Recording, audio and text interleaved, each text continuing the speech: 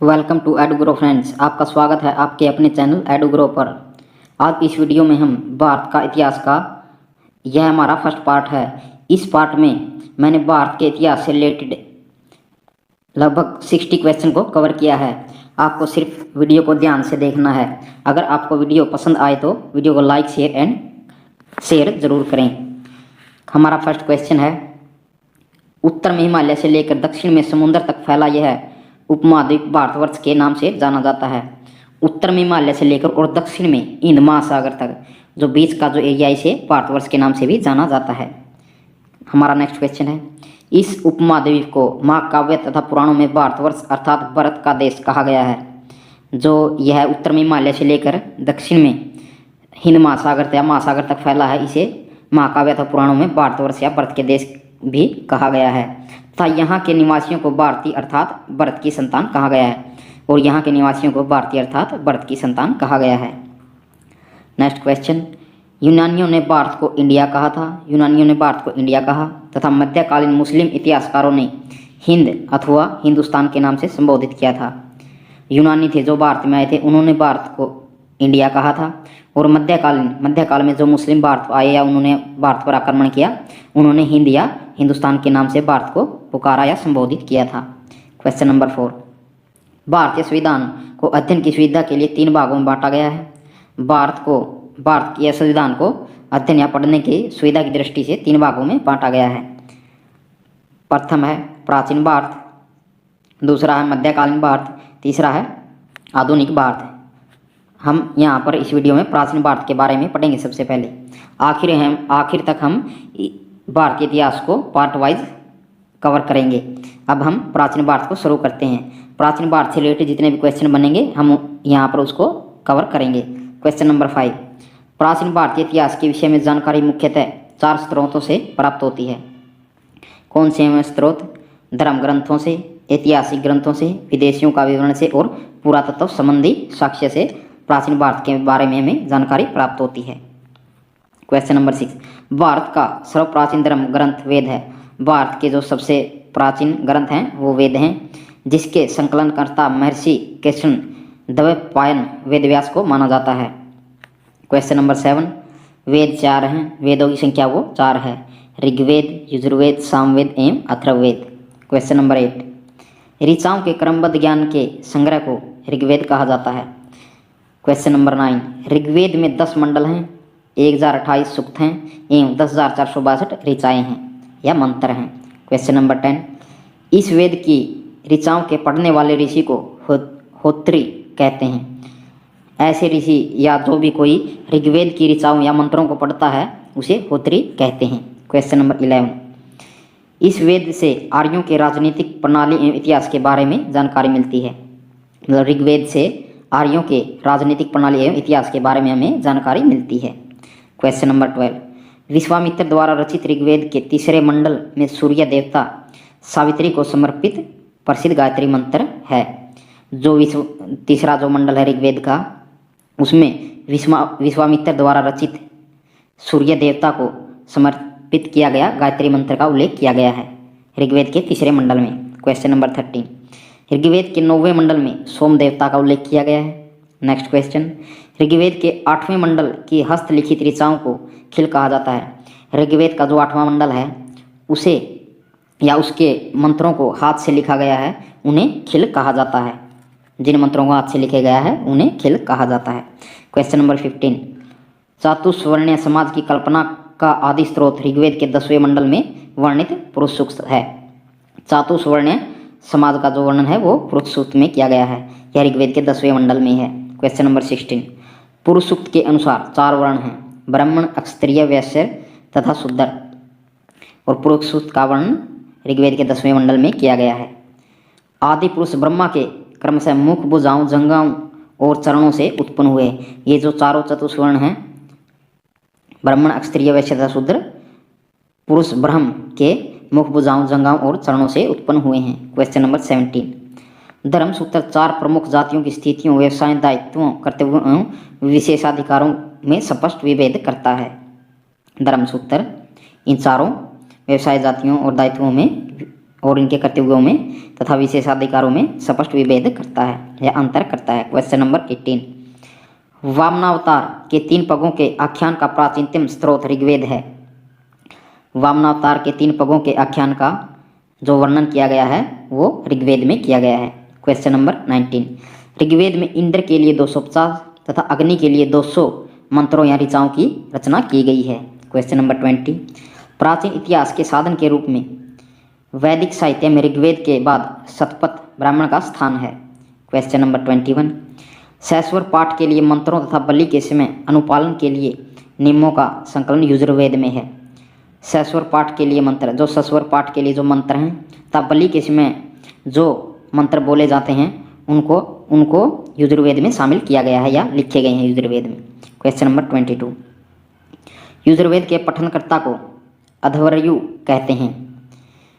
Question number 23, Yajurveda एक ऐसा वेद है जो गद्य एवं पद्य दोनों में है। यजुर्वेद है जो गद्य एवं पद्य दोनों में है। क्वेश्चन नंबर 24, सामवेद में गाई जा सकने वाली ऋचाओं को शामिल किया गया है।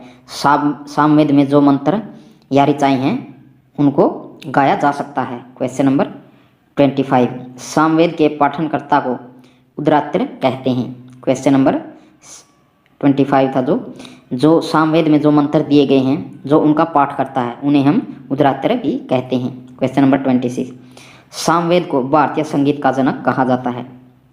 क्वेश्चन नंबर 27, अथर्ववेद की रचना अथर्वा ऋषि द्वारा की गई थी।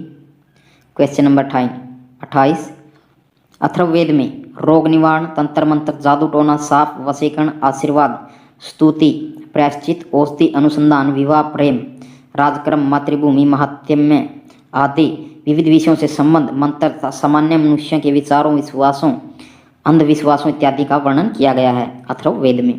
क्वेश्चन नंबर 29, अथर्ववेद कन्याओं के जन्म की निंदा करता है। अथर्ववेद है जो कन्याओं के जन्म की निंदा करता है। क्वेश्चन नंबर 29, अथर्ववेद में सभा एवं समिति को प्रजापति की 2 पुत्रियां कहा गया है। किस वेद में? अथर्ववेद में सभा एवं समिति को प्रजापति की 2 पुत्रियां कहा गया है। क्वेश्चन नंबर 30, विष्णु पुराण है जो मौर्य वंश से संबंधित है। क्वेश्चन नंबर 31, मत्स्य पुराण है जो आंध्र सातवाहन वंश से संबंधित है। क्वेश्चन नंबर 32, वायु पुराण गुप्त वंश से संबंधित है। क्वेश्चन नंबर 33, सबसे प्राचीन वेद ऋग्वेद एवं सबसे बाद का वेद अथर्ववेद है। जो सबसे पहला वेद या सबसे प्राचीन वेद है वो ऋग्वेद है और सबसे बाद में जो वेद बना वो है अथर्ववेद है। क्वेश्चन नंबर 34, वेदों को भलीभांति समझने के लिए 6 वेदांगों की रचना की गई है। वेदों को समझने के लिए 6 वेदांगों की रचना की गई है।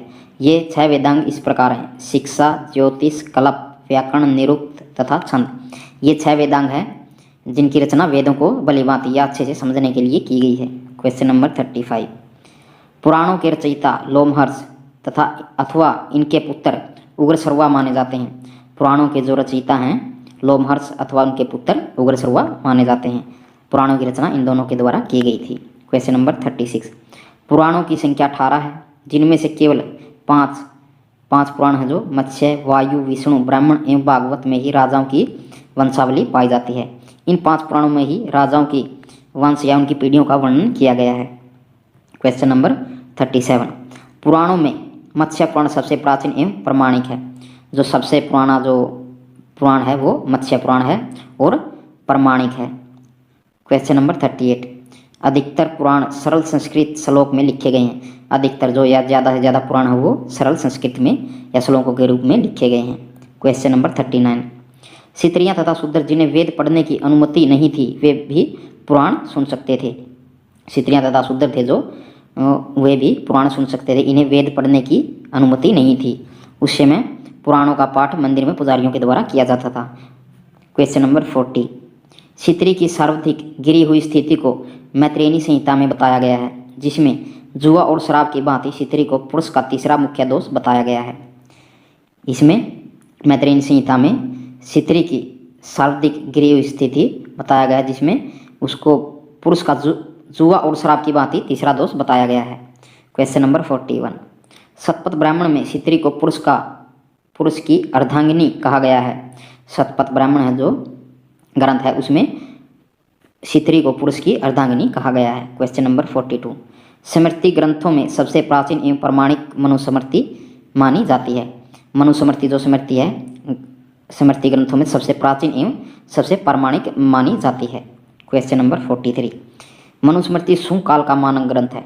मनुस्मृति है जो शुंग काल का एक मानक ग्रंथ है। Question number 44।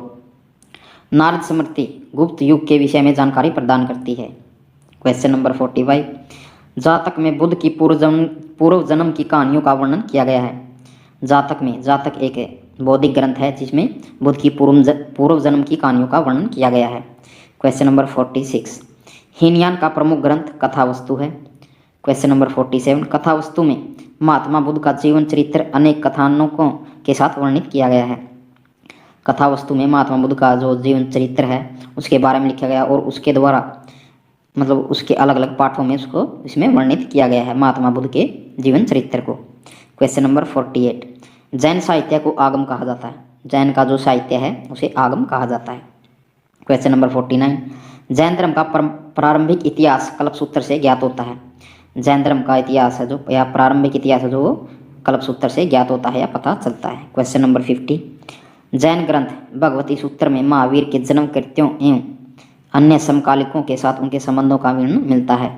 जैनों का जो ग्रंथ है भगवती सूत्र उसमें महावीर के जीवन में जो अच्छे कार्य किए गए हैं उनका वर्णन है तथा उसके समय पर जो राजा हुए हैं या उनके साथ उनके कैसे संबंध थे उनका वर्णन किया गया है। Question number 51। अर्थशास्त्र के लेखक चाणक्य, कौटिल्य या विष्णुगुप्त हैं।